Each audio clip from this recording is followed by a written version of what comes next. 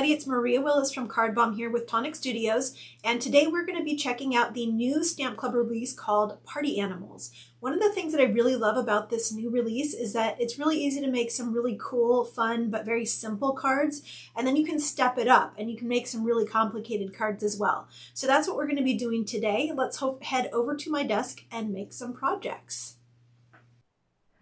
Alright, before we get started, let's take a quick look at this Party Animals stamp and die bundle that I'll be using today. I'm going to be making 3 cards during this video, and I will use every single one of these large animal stamps during the making of these cards. I will also use quite a few of the smaller stamps and many of the sentiments. I will be using many of the coordinating dies as well, but I will especially be focusing on the grass and cloud die to use as stencils and to create dimension on my projects. I will also be using one of these dies from the banners and strips die set to cut out one of the sentiments on my cards. Now moving on to my first card. This card is going to be a very simple card. I'm just going to use the turtle, a sentiment, and one of the little heart stamps from the stamp set to create this card. I'm going to be stamping in black shadow ink. This ink is safe to use with both watercolors and alcohol markers, and I will be coloring with alcohol markers today. So when I color, I like to use my lightest color first to color in the entire image. Next, I grab my darkest color and I add the shading in, and I continue from darkest to lightest to blend those ink colors together. When I get to my lightest color, if I need to lighten things up, I can just go a little bit over it with that lighter color ink and it will lighten the shadows. When I was done with my markers, I decided that I still wanted to have a little bit more shading, so I grabbed my Nuvo watercolor pencils and I used 2 of the greens just to add a little bit more shading. I went in first with the lighter color green and second with the darker color green, and I just colored very lightly, adding some subtle shadows to the rest of the turtle. Next, I grabbed 2 pink markers so that I could color in that heart, and this card is nearly done. I've cut that card face down to 4 by 5 1/4 and put foam adhesive on the back so that I could put it on a card base and have it framed. For my second card, I'm going to be using that hippo. So I'm going to be die cutting this, which means I can just stamp that hippo in the corner of my cardstock. So I stamped that in black shadow ink, and I'm going to do all the stamping at once. So I'm stamping my sentiment in clear embossing ink on black cardstock, and I'm going to be heat embossing that in white embossing powder. Once that sentiment is set, I'm going to use one of these banners and strips dies to cut that out. I'm going to tape it down with a little bit of washi tape, put it between my cutting plates for my tangerine die cutting machine, and I'm going to crank that through, and that will end up cutting my sentiment out perfectly with that little banner strip. So here's what that looks like when it's done, and when you get a close-up of it, you can see that the ends have these perfect little flags. Now let's get back to the hippo, which I've colored off screen and now I've die cut. So I've also gone ahead and colored this little flower bouquet, and this is basically the same layout that we used for our first card, but this time I want to take it up a notch. So I'm going to use that grass die cut as well as the cloud die, and I'm going to take some paper that is 6 inches wide, and I'm just going to run it through my die cut machine so that I end up with a die cut that's attached to a larger piece of paper.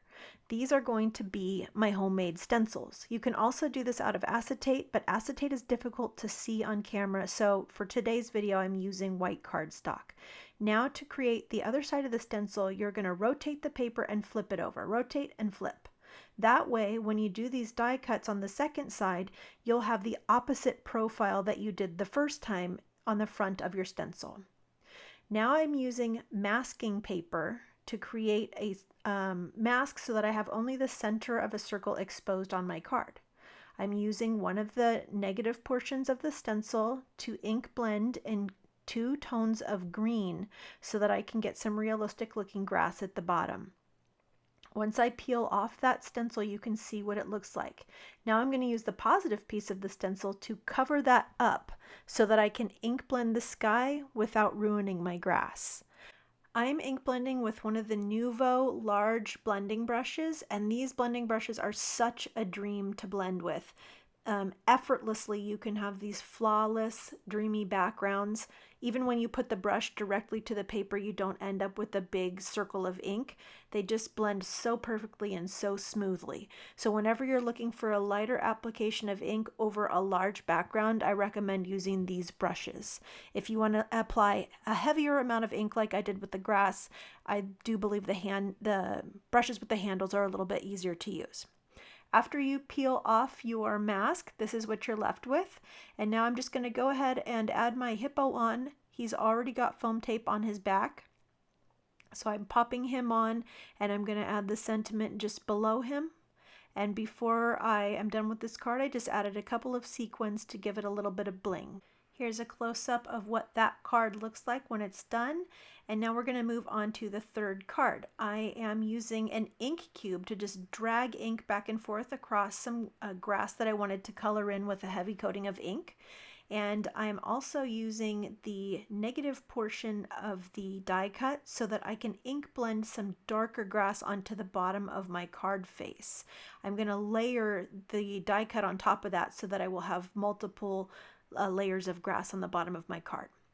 Now I'm using my card stencil to make another background full of clouds.